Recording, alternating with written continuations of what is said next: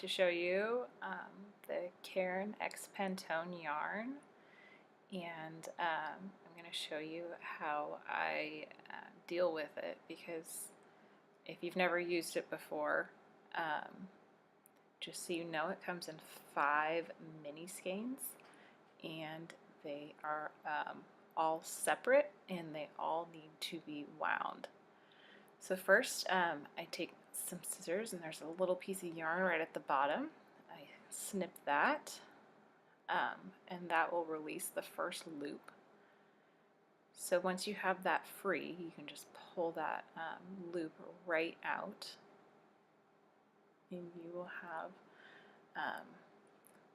kind of like a hank of yarn.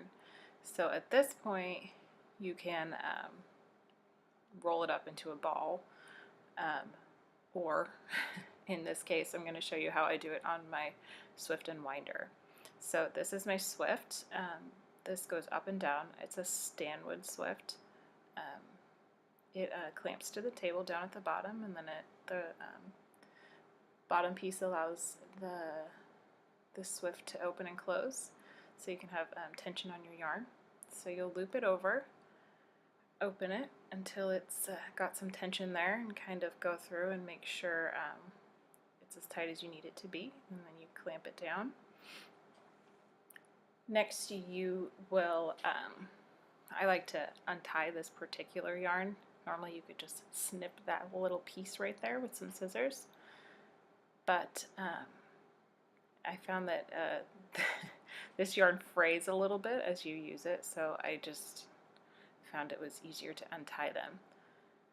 So at this point, you're going to want to find your two ends. For this yarn, the two ends are actually tied. So, and then one of the ends will be more toward the outside, and one will be more towards the inside. So when you put it on your Swift, you want to make sure there's not too many twists on it, and then you'll pick the side you're going to use.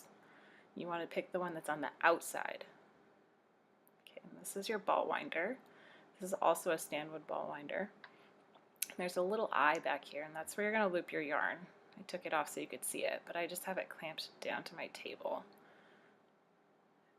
So once it's clamped into place, you're going to take that yarn thread that's on the outside, you're going to loop it into your eye there that's on the back. I actually decided that one was on the inside.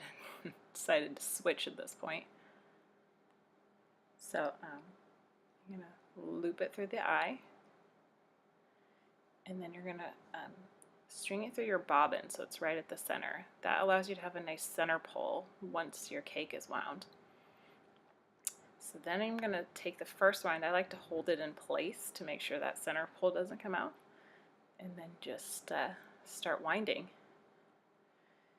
Now, as I get towards the end of the hank I have here, I like to kind of catch it so that I keep my tension right at the end when I run out of thread.